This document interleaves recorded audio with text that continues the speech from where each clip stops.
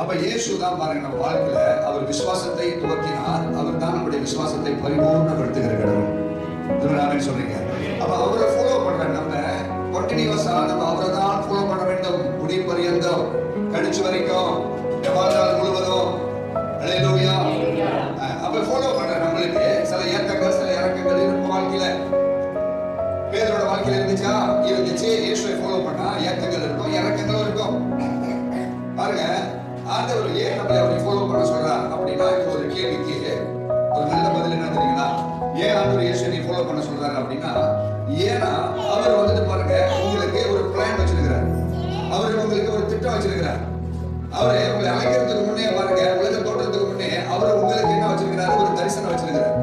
நீங்க அவரை ஃபாலோ பண்ணாதான் அவரோட தரிசனத்துக்கு தகுந்த மாதிரி அவரோட திட்டம் அவரோட பிளான் அவரோட சுத்தத்தின் பிரகாரம் உங்களை அவர் உருவாக்கப்பட முடியும். என்ன இப்ப பாருங்க, நம்மளாம் கூடி வந்திருக்கோம். ஆனா பைபிள்ல கூடி வாங்க அப்படின்னு சொல்லுற வார்த்தை கூட அசெம்பிள், கேதரிங் வேற, அசெம்பிள் வேற. கேதரிங் தான் பாருங்க, நம்ம எல்லாம் கேதர் பண்றோம். அசெம்பிள் எப்படி தெரியுங்களா? கூடி வர்றது அது ஒண்ணு. ஆனா அசெம்பிள் தான் கூடி வர்றது இல்லைங்க. பாருங்க, ஒரு கேதரிங் அப்படின்னா அந்த உடஞ்சு போட கிளாஸ் நம்ம என்ன பண்றோம்? பொறுக்கி ஒண்ணா சேர்த்து நம்ம கேதர் பண்றோம்.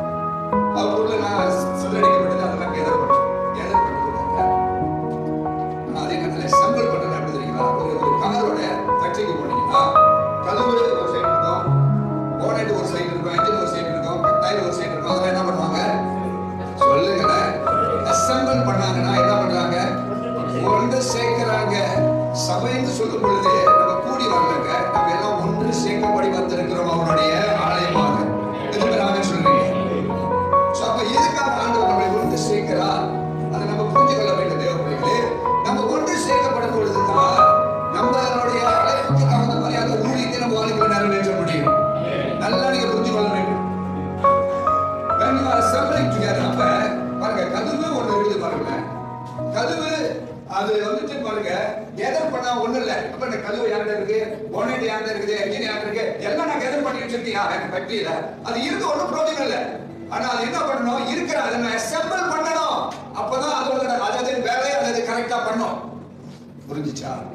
அதே மாதிரி தான் நம்மளோட வாழ்க்கையில ஆண்டவர் என்னை ஃபாலோ பண்ணு அப்படின்னா எதற்காக ஃபாலோ பண்ணாருன்னா, ஆண்டவர் உங்களுக்கு வைத்திருக்கிற சில திட்டங்களை அவர் வாழ்க்கையில நிறைவேற்றும்படிக்கு தானே. எத்தனை பேர் ஆமென் சொல்லுங்க? அப்ப அவரோட பிளான் வந்து பெஸ்ட். சொல்லுங்க, the best plan சொல்லுங்க. யாரோட பிளான் பெஸ்ட் பிளான்? உங்களுடைய அவருடைய? இயேசுவோட பிளான் தான் the best plan. எத்தனை பேர் ஆமென் சொல்றீங்க? அப்ப ஆண்டவர் உங்களை அழைக்கிறதுக்கு முன்பதாகவே அவர் உங்களுக்கு ஒரு திட்டம் வைத்திருக்கிறார். அவர் உங்களுக்கு பிளான் வைத்திருக்கிறார். அவர் உங்களுக்கு ஒரு தரிசனம் வைத்திருக்கிறார். அவர் உங்களுக்கு ஒரு சித்தத்தை வைத்திருக்கிறார். ஆண்டவரோட பார்வையில நீங்க அப்படிதான் இருக்க வேண்டும் என்று ஆண்டவர் பிளான் போட்டுட்டார். போட்டுதான் ஆண்டவர் என்ன பண்றாரு? உங்களை ரட்சித்து சபைக்கு கொண்டு வந்திருக்கிறார். எத்தனை பேர் ஆமென் சொல்றீங்க? ரட்சித்து எதற்காக சபைக்கு கொண்டு வந்திருக்கிறார்? உங்களை கேதர் பண்றதுக்கு இல்ல, உங்களை அசெம்பிள் பண்றதுக்கு. எத்தனை பேர் ஆமென் சொல்றீங்க? அப்படின்னா பாருங்க தேவ பிள்ளைகளே, நம்ம அசெம்பிள் பண்ணும்போது தான் நம்மளுடைய ஒரு யூனிக்னஸ் அந்த இடத்துல வெளிப்பட ஆரம்பிக்கும்.